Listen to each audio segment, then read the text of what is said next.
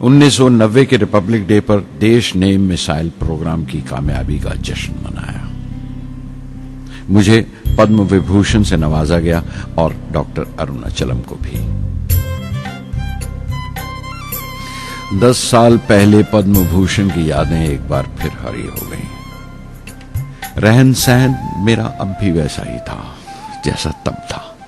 10 bye 12 का एक कमरा किताबों से भरा हुआ और कुछ जरूरत का फर्नीचर जो किराए पर लिया था।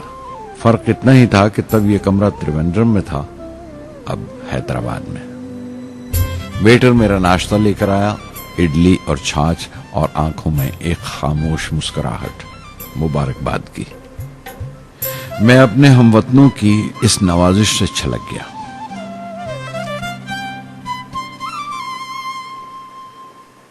मैं जानता हूं कि बहुत से साइंसदान और इंजीनियर मौका मिलते ही वतन छोड़ जाते हैं, दूसरे मुल्कों में चले जाते हैं ज्यादा रुपया कमाने के लिए, ज्यादा आमदनी के लिए। लेकिन ये आदर, मोहब्बत और इज्जत क्या कमा सकते हैं जो उन्हें अपने वतन से मिलती है। 15 अक्टूबर 1991 में 60 साल का हो गया। मुझे अपने रिटायरमेंट का इंतजार था। चाहता था कि गरीब बच्चों के लिए एक स्कूल खोलूं।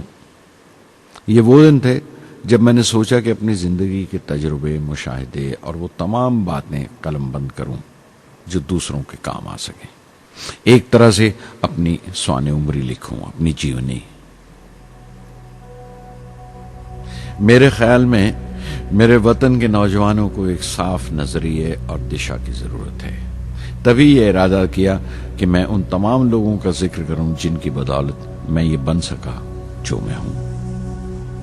मकसद ये नहीं था कि मैं कुछ बड़े बड़े लोगों के नाम लूं, बल्कि ये कि कोई शख्स कितना भी छोटा क्यों ना हो, उसे हौसला नहीं छोड़ना चाहिए।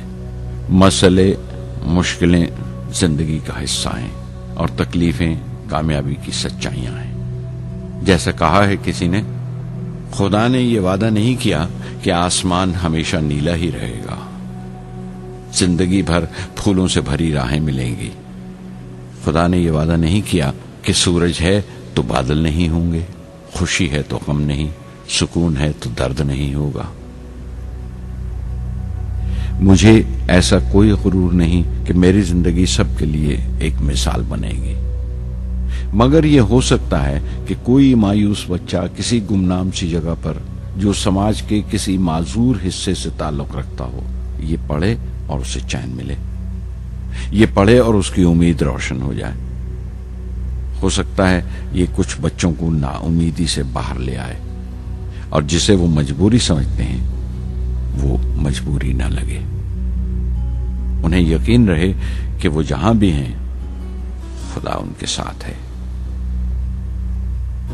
काश हर हिंदुस्तानी के दिल में जलती हुई लौ को पर लग जाए और उस लौ की परवाज से सारा आसमान रोशन हो जाए।